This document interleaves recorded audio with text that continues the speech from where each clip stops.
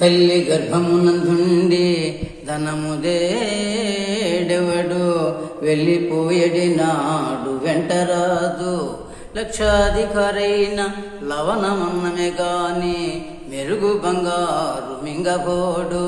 విత్తమార్జన చేసి విర్రవీగుటె గాని దాన ధర్మములు లేక దాచి దాచి తుదకు దొరలకితురు దొంగలకౌను తేనె జుంటి గలియవ తెరువరులకు ధర్మపురి నివాస దుష్ట నరసింహ దురిత దూరా. దీని యొక్క భావం మనము తల్లి గర్భం నుంచి వచ్చేటప్పుడు ధనం ఎవరు తీసుకురారు. తర్వాత వెళ్ళిపోయినప్పుడు కూడా మనము మరణించినప్పుడు కూడా ఏమీ తీసుకెళ్ళము.